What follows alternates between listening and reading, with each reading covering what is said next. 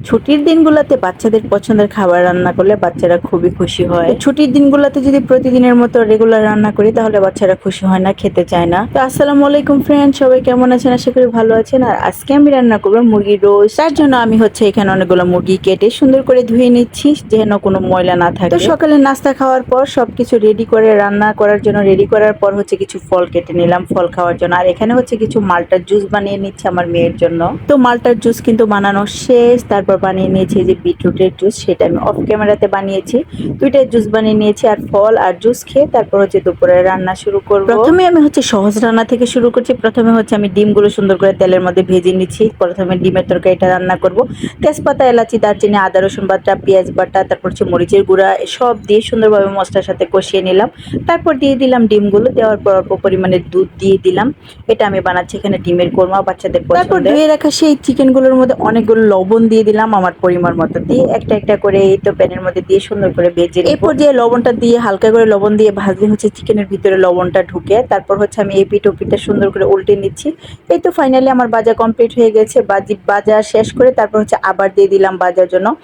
এই তো সুন্দর করে এই পিঠ আর ওই পিঠটা ভেজে নিব, বেশি একটা ভাজবো না। মুরগি ভাজা তো কমপ্লিট হয়ে গিয়েছে। ওই প্যানের মধ্যে আমি তেজপাতা, এলাচি, দারচিনি, আদা, রসুন বাটা দিয়ে দিলাম। তারপর দিয়ে দিলাম এই তো পেঁয়াজ বাটা। এটা আমার ফ্রিজে ছিল, ডিপ ফ্রিজে একটু ফ্রোজেন করা ছিল। তারপর দিয়ে দিলাম এখানে বাদাম বাটা। তারপর দিয়ে দিলাম টক দই। অবশ্যই বাদাম বাটা আর টক দইটা দিতে হবে, না হলে ভালো লাগবে না। তারপর দিয়ে দিলাম এক প্যাকেট রোস্টের মশলা, লবণ আর জিরার গুঁড়া, মরিচের গুঁড়া আপনি দিয়ে দিবেন আপনার পরিমাণ মতো। আমি দিয়ে দিয়েছি আমার পরিমাণ মতো। সুন্দরভাবে মশলাটা যখন কষানো হবে, তেলগুলো উপরে ভেসে ভেসে এমন করে লাল লাল হয়ে উঠে আসবে, ঠিক ওই মুহূর্তে ভেজে রাখা চিকেনগুলো দিয়ে দিবে। একটা একটা করে আমি সবগুলো চিকেন দিয়ে দিচ্ছি। প্রথম পর্যায়ে কিছু দিয়ে একটু নাড়াচাড়া করে মশলার সাথে মিশিয়ে দিলাম। তারপর আবার কিছু চিকেন দিয়ে দিচ্ছি। সুন্দর করে মশলার সাথে মিশিয়ে নিব। সুন্দরভাবে মশলার সাথে না মিশলে কিন্তু খেতে মজা হবে না। তো মশলার সাথে মিশানো শেষ হয়ে গেল। তারপর দিয়ে দিলাম 1 কাপ দুধ। তো আবার সুন্দর করে নাড়াচাড়া করে দুধ মশলাটা সুন্দর করে মিশাবো। আর এদিকে আমি এখানে সাদা পোলাও রান্না করে নিচ্ছি। অল্প পরিমাণের পোলাও রান্না করব, কারণ আমার বাসায় কেউ বেশি একটা পোলাও খেতে পছন্দ করে না। তো আমি এখানে চাল দিয়ে তার মধ্যে আদা বাটা, রসুন বাটা, তেজপাতা, এলাচি, দারচিনি, লবণ আর দিয়ে দিবে 1 চামচ পরিমাণ দুধের গুঁড়া, মানে পাউডার দুধের গুঁড়া।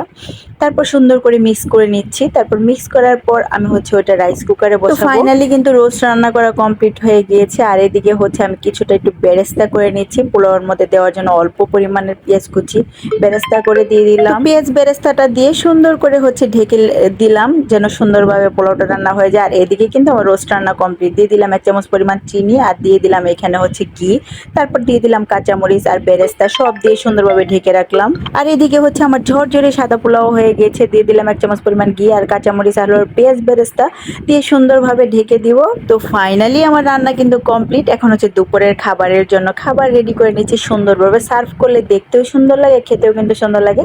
তো আমি একটু বেশি করে রোস্ট বানিয়ে এভাবে ফ্রিজে রেখে দিই, কারণ আমার বাচ্চারা রোস্ট খেতে খুবই পছন্দ করে। প্রতিদিন তো আর এগুলো ঝামেলা রান্না করা যায় না, সেই জন্য আমি যেই দিন করি ওই দিন একটু বেশি পরিমাণ করে নিই, যেন আমার ছেলে মেয়ে যখন মন চায় তখন ওরা খেতে পারে। তো ফাইনালি এদিকে খাবার রেডি করে ফেললাম। এখন আমরা দুপুরে খাবার। আজকের মতো বিদায়। সবাই ভালো থাকবেন, সুস্থ থাকবেন। আল্লাহ হাফিজ, আসসালামু আলাইকুম।